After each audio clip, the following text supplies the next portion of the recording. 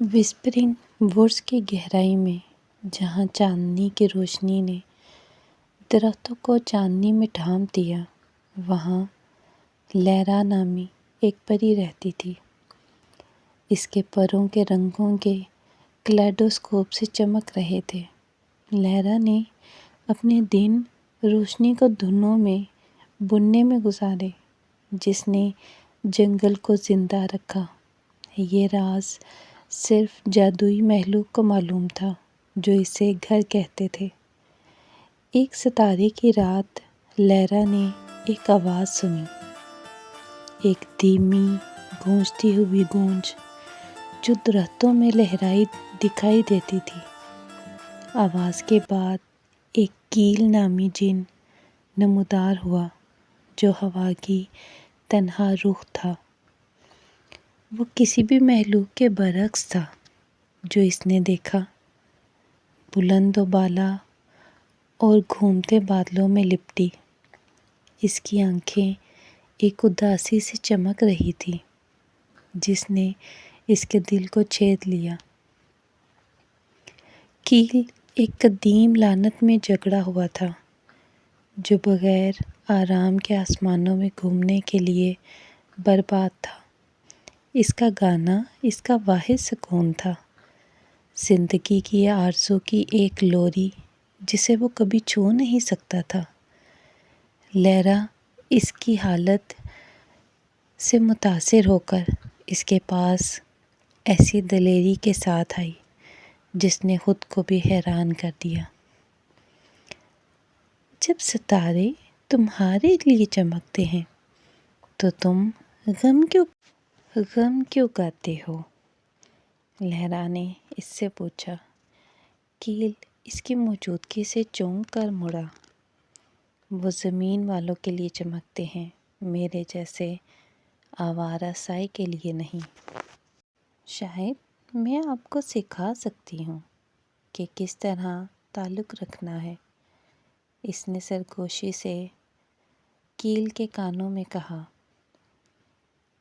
قدیم درختوں کی نظروں سے پوشیدہ تھے۔ اس رات سے لیرا اور کیل خفیہ طور پر ملے، جنہوں نے اس طرح کے اتحاد کو منع کیا تھا۔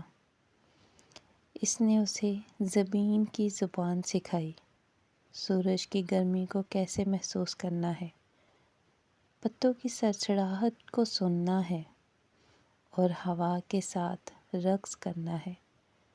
بدلے میں کیل نے اس کے ساتھ آسمان کے راز شیئر کیے، اسے بلندیوں پر لے گئے جہاں بادلوں نے پہاڑوں کو چوما۔